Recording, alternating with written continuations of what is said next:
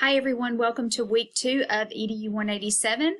This is the week where we really get involved with the content of this course, and I'm going to take you over to Blackboard so I can give you a quick tutorial of how to navigate easily.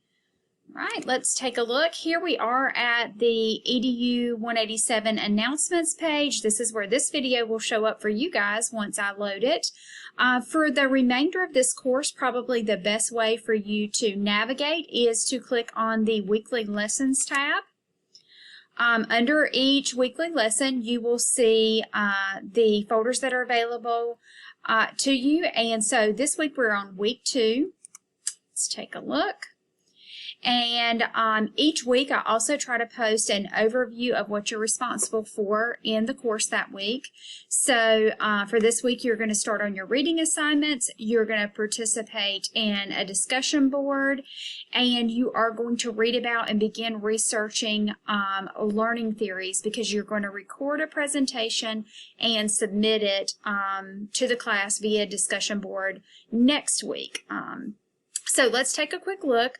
First of all, previously the course schedule was not available to you guys. It is here now, so you can click here and check out the course schedule. One thing that you need to know about the course schedule is that it is subject to change.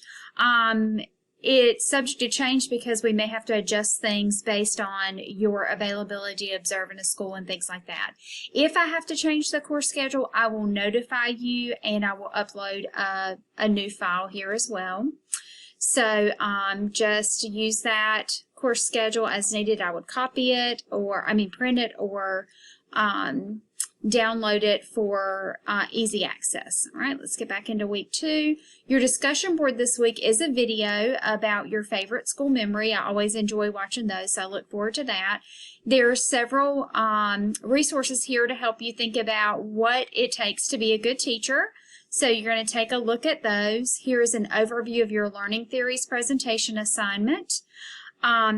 A link to a video about critical reflection. We will talk about that more when we have our synchronous meeting on the 24th, because that's a big component of this class and a big component of the mentor experience project that you're doing this semester, including reflective learning and reflective teaching. Here is information again about the mentor experience project.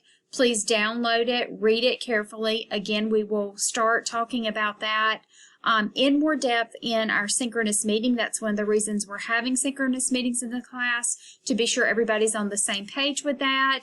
For the time being, the most important thing for you to do is to complete your background check for volunteering in a school and think about a teacher that you might identify in order to mentor you throughout the semester.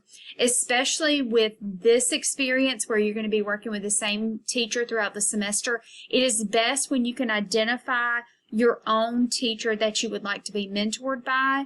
If you absolutely do not have anyone, you need to contact me and I will try to work something out and identify a teacher that is willing to work with you through Johnston County Public Schools. The other thing is we do have students that are in different areas, so that's another reason why we don't coordinate and assign a teacher for you.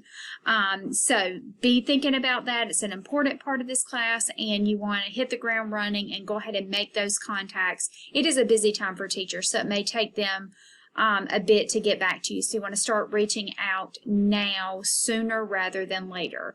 So you need to complete your background check, and I've included the link for Johnston County Public Schools. If you're planning to do a different school system, you would need to look up their requirements and complete a background check for them as well. All schools do require background checks for volunteers.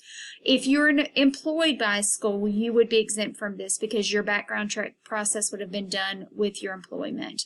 And here is a spot for you to submit that level 2 volunteer approval. You can see here that you can write a submission. If you are employed by a school already, You can write a submission stating that you're already employed by the school system where you plan to be mentored. If you are not, you should take a screenshot or save the email that verifies that you're approved by the school system for volunteer, and you can attach it here just like you would on any other assignment. And there's also a spot here where you can write comments for any clarification that's needed. Okay, let's go back to the folder and make sure that we have reviewed everything. There is the discussion board and your background check information. So the discussion board is the only item that is due for a grade this week. Your background check is due as well by Monday. So go ahead and get started on that. I am here and available if you have any questions. I hope you find this video helpful. And just email me if you would like to schedule a time to meet, or if you just want to converse over email. I'm here to answer your questions or help you in any way that I can. Have a great week.